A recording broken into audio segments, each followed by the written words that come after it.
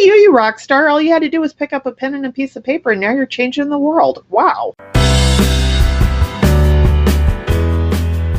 You are listening to The Alzheimer's Podcast with Mike Good of Togetherness, your #1 resource for practical tips and insights, empowering you and your family to live well with Alzheimer's.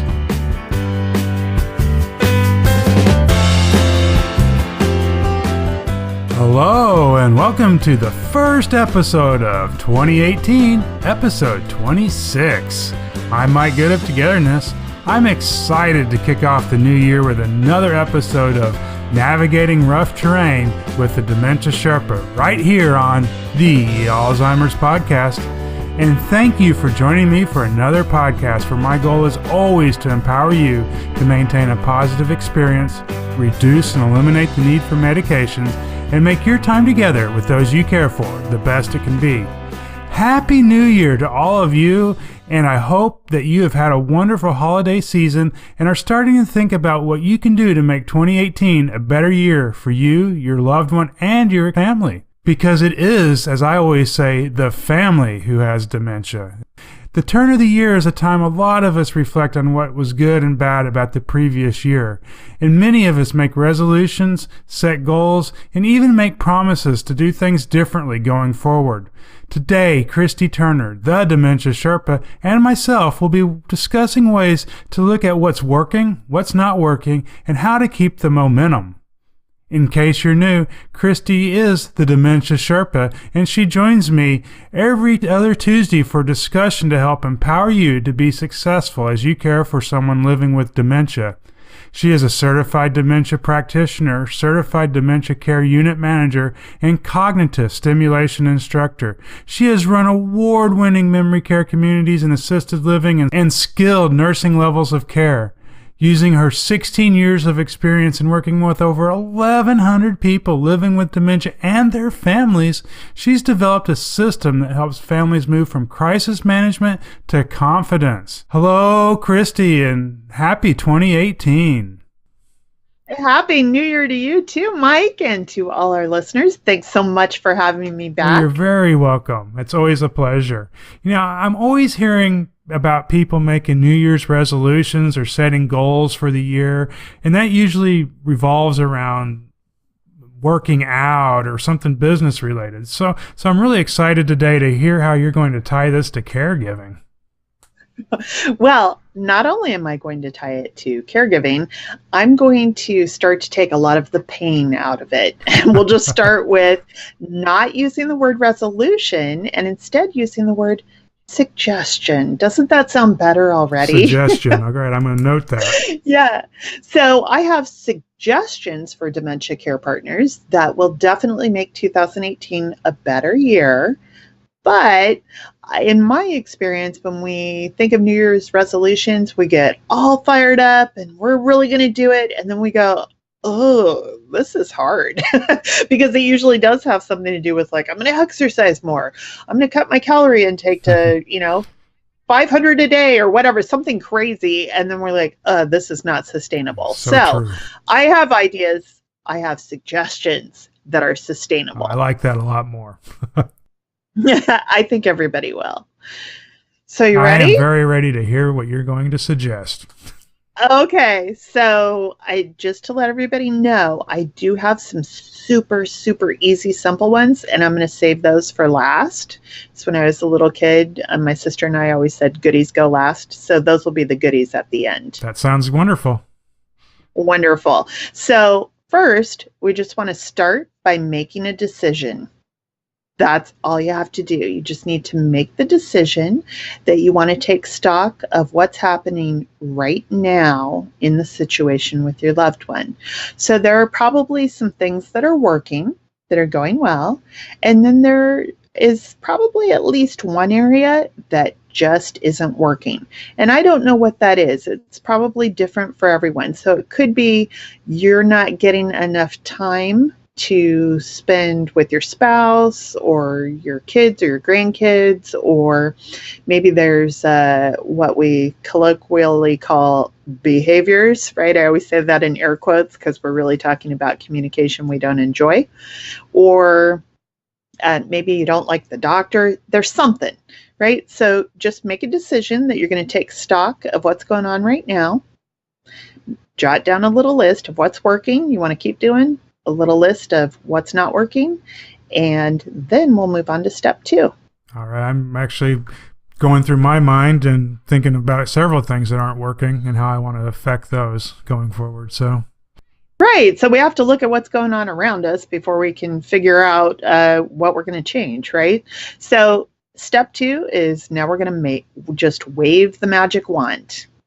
And when we do that, we just get to forget judging and just decide what would we like it to look like, right?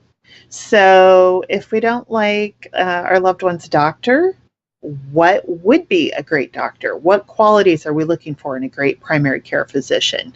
Just jot those down. Now you're a step closer to getting what you want, right? If there's some type of air quotes behavior going on, right? If we're talking about maybe your dad does not like to get in the shower. That's not working, right? Because there's kind of an aroma is building up. What would be different? He would get into the shower, or he would happily get into the shower, or he would smell good. Just what's the outcome you're looking for? Jot that down. Now you've waved the magic wand. The magic wand. I'm a little apprehensive about the magic wand, I have to admit. Why is that? It sounds magical. It is, right? So now we're on to step 3, and this is where the power of the magic wand comes in.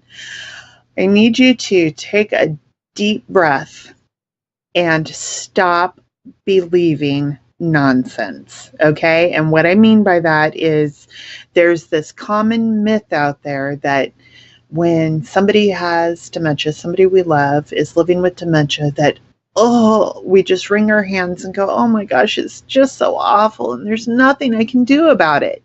And that is a load of hooey, malarkey, nonsense, whatever you want to call it. It's just wrong. That's not true. There is always something we can do to make a situation better.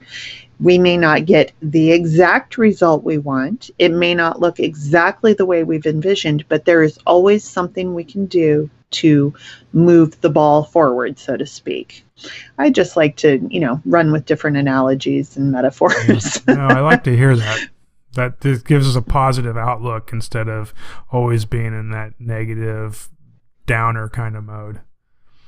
Right. And so, by the way, I don't know if our listeners caught this, but I just gave you a little trick that I like to use just in how I outline this for you. So I asked you to start by doing something, and then I asked you to stop doing something. And we call that little trick addition before subtraction. And so how that works in a real life situation with your loved one would be, let's say they grabbed your car keys. And you don't want them to have those, right? So instead of just asking for those, asking them to give you something, right? Taking something away from them, you want to offer them something first before you ask for it. So since people have 2 hands, they have your car keys in one hand, you would offer them maybe coffee and a cookie, right? Something for each hand, and then you could get your keys back. So this works in a lot of different situations, but that's the principle of addition before subtraction, right? Yeah, I really like that. That's good. Yeah. So we give something before we get something. So the next thing is we're going to add respect, kindness, and love. If we're not already doing that, we want to make sure that we're making a concerted effort to add that into every interaction we have with our loved one. And I've been preaching about those 3 things for years and years now, but I also want to add in there empathy and compassion, and you kind of see how all 5 of those things go together, right? We all like to be treated with respect, kindness, love, empathy, compassion. And here's the little twist I'm adding on it. I know you're breathing deeply and bringing all of that good stuff in your interactions with your loved one, but I want you to add that for yourself too. because you already know if you're loving someone who's living with dementia, that, there could be some tough days, and it can be exhausting, and it can feel like it's taking a lot of energy. And so I want you to consciously commit to treating yourself with respect, kindness, love, empathy, compassion. And since you already have your notebook out and you're waving your magic wand about how things could look different and what you want, what would it look like if you treated yourself with respect, kindness, love, empathy, and compassion? Just take a moment to think about that. Okay, so that's kind of the really tough part of what I'm asking you to do, right? Take a look at what's going on right now. What do you like? What do you not like? Wave your magic wand, figure out what you'd like to see different. Treat yourself well in the same way that you treat your loved one. And now we'll move on to a few other things that are maybe feel like a little easier lift, a little lighter load. And that's just number one, be mindful that you're making memories right now for yourself, right? So a lot of times when we're talking about dementia, we really focus on the memory loss piece. But you're in every interaction with your loved one, right? When you're together, the two of you are in it together. So you're making memories right now for yourself down the road.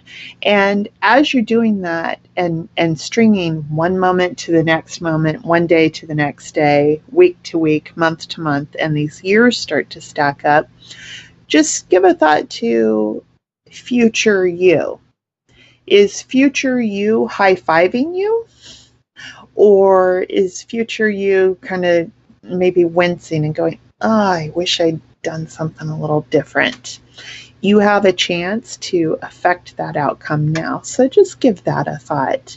And remember, when you're in these moments with your loved one, it's perfectly okay to have fun.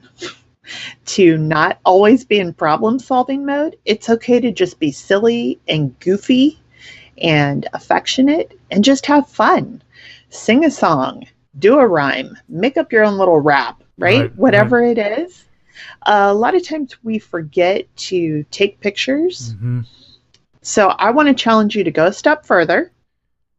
Instead of just taking pictures, hit the record button on your device. Right. Make a video, sing a song, record a conversation, because later you're going to have pictures, you're going to have video, you're going to have the sound of that beloved voice. And I promise you, future you will definitely high five you for that. I know that from experience. So, and that's a gift that you can give to your kids later on too. A huge gift to your kids and your grandkids. So that's, as well as to yourself. So that's just something awesome you can do. Get into the habit of doing that. I think those are incredible and really great suggestions. And I just want to mention to our listeners that I did do a couple of episodes in the beginning of this, or earlier on, episodes 3 and 4, I believe, or 4 and 5, I believe, on creating moments of joy and loving memories, just as Christy is discussing here. So if you're interested in that, that's there. I hope everybody's interested in that. So they would go to togetherinthis.com/podcast to find those? Yeah, on the podcast page, you can definitely see the library of past episodes, or you can also put in togetherinthis.com/episode and then the number, like episode 4 or episode 5. So, and I'll put links in the show notes today. So awesome. Okay. And then finally, this is where I can almost hear our listeners grumbling a little bit, but that's okay. I'll suffer through. I want you, dear listener, to please care for yourself.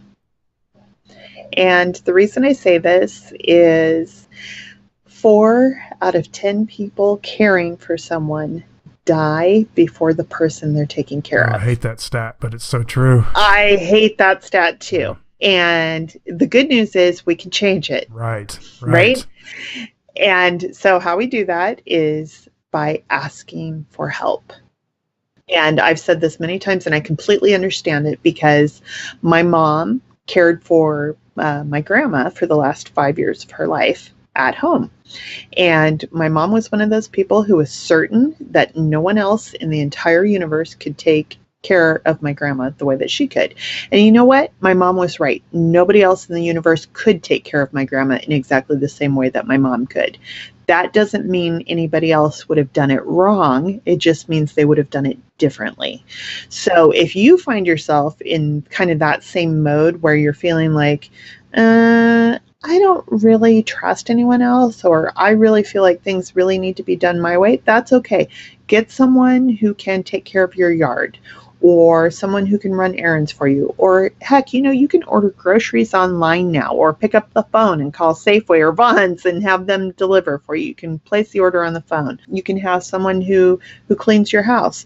And, if you have grandkids that need to learn these valuable life skills, what a terrific learning opportunity for them, right? You can get the family involved too. So ask for help. That will be useful, that will allow you to take care of yourself, to treat yourself with empathy and compassion and respect and kindness and love. That's really important, because we want you to be around for the long haul. And this disease, talking about Alzheimer's disease, Lewy bodies, dementia, Parkinson's disease with dementia, frontotemporal, all of these different types of dementia, this process lasts for typically 7 to 12 years, but it can go all the way up to 20 years. And that's a long time to feel worn out and not be having any fun. So ask for the help that you need. Remember, there are professionals who are happy to help you. And that certainly includes Mike and me. And I just want you to have a terrific 2018. And the best way I know to do that is to have some fun along the way and get rid of what's not working. Right. Goes back to that. Get rid of what's not working and make change, right? Right. Because we always want to do more of what is working, right? Exactly.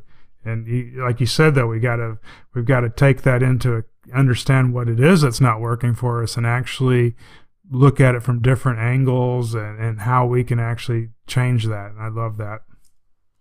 Yeah, in my experience, it works a lot better when we kind of think it through, kind of have a plan, instead of just winging it. Although, of course, I love to wing it.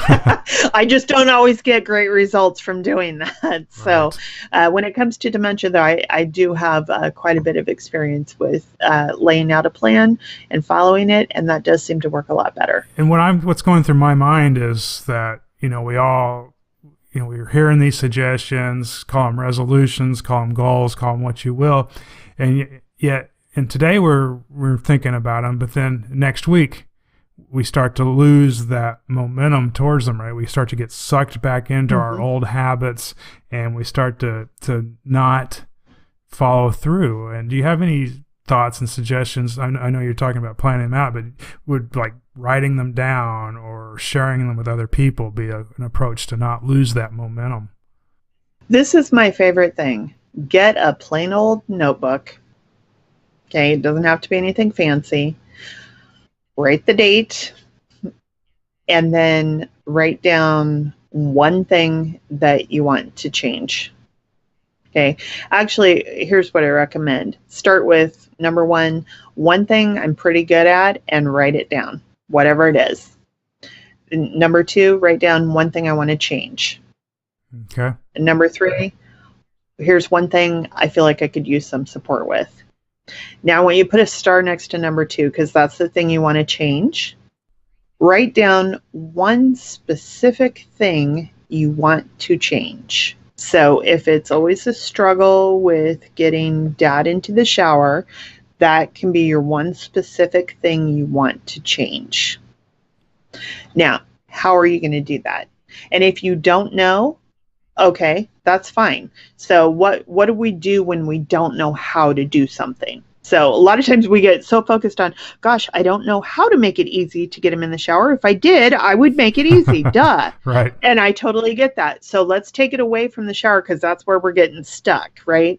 If I don't know how to do something, how will I figure it out? Well, one thing I could do is ask an expert in that field, whatever it is, right? I could search Google. I could search YouTube. I could ask friends. There are a lot of things I could do. So when I start thinking about it more generally, I don't know how to do something that I do want to know how to do, suddenly my brain unfreezes and I can start thinking of ideas. So, okay, now you've got some ideas about how you're going to do this thing, right? Next day, write down, here's how it went today. This is the one thing I did different. The result was. Mm-hmm. And you're just going to do that every single day. This is what I did different. Here was the result. You can see pretty quickly, within 3 days of doing something different, typically, you can see if it's working or it's not working. The other thing you can see is if you're being consistent or not, right? So if you try to do something different one time, and then 3-4 days later, you think about it again, you go, well, that didn't work. Well, you only tried it one time. Right. Would it look different if you tried it 4 times, 4 days in a row? Then you might start seeing some results, right? Okay, true. So I love the notebook because it's just by the nature of us as humans, especially when we're dementia care partners, it's easy to lose track of little details. Right. So I think the first goal you have to have is to be disciplined to do this, to actually log it and to create your journal. Yeah, and I think that's not too hard, right? Can't we all find a pen and a piece of paper? Exactly. I mean, we can do that. Exactly. And it's just assuming that we all want to have a better year, a better 2018, right? Because as humans, we always like to make things better. We always want to do better, feel better. And I'm saying this is totally within your reach. Absolutely. That's great. I love the advice, and I love how you've laid it out and walked us through some different suggestions. Yeah, suggestions. Doesn't that sound better than resolutions? It does. It takes the pressure off, definitely. Right. And this is about a transformation for both of you, right? For you as a dementia care partner, and also for your person who's living with dementia. Just let's say the big overarching goal is to make everyday life better. And if you can do that, it also extends out into your extended family, right? And your whole the vibe in your house, and creating that kind of dementia friendly environment, if you will. Absolutely it does, because energy is contagious. This is why you love hanging out with your best friend and why you can't stand sitting next to Aunt Busybody at Thanksgiving, right? Because you don't like how you feel when you're around her and she's kind of picking all the time. Whereas when you're with your best friend and they love you just because you're you. So energy is so contagious. And when we're creating the good stuff in our own home, it naturally spills out everywhere we go and to the people in our orbit. So you're also changing the world. Look at you rock star. All you had to do was pick up a pen and a piece of paper, and now you're changing the world. Wow. I love it.